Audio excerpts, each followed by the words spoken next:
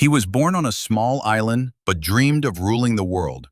His name was Napoleon Bonaparte, and his rise from poor Corsican boy to Emperor of France is one of history's most dramatic journeys. Napoleon was born in 1769 on Corsica, just a year after it became part of France. His family was noble, but not wealthy.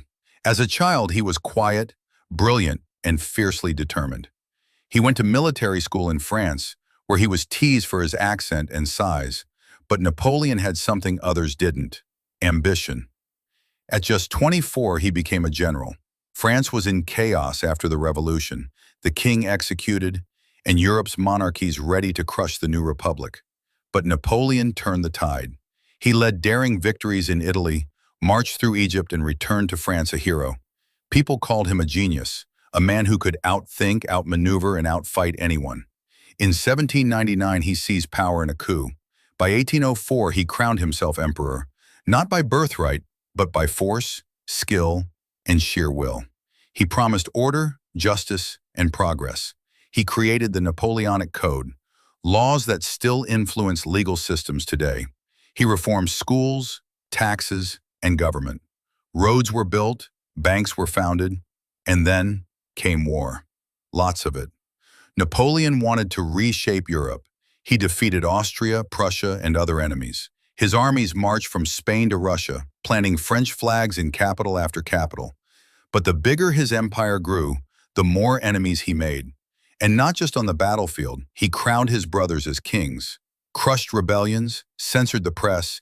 He declared glory, but demanded control.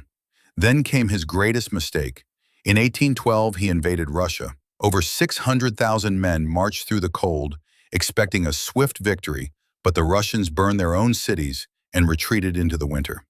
When Napoleon reached Moscow, it was in flames, and there was no food. The cold finished what the enemy didn't.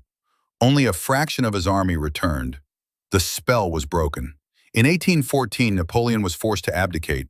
He was exiled to a small island, Elba, but he escaped. In 1815, he returned to France. Crowds cheered, soldiers rallied. For 100 days, he ruled again, until the Battle of Waterloo. It was his final defeat. Napoleon was captured and sent far away, to St. Helena, a remote island in the South Atlantic. There, surrounded by ocean and memory, he died in 1821. Alone, exiled, but not forgotten. Today, Napoleon remains a puzzle. Was he a liberator or tyrant? A hero or conqueror? A genius or a man who reached too far?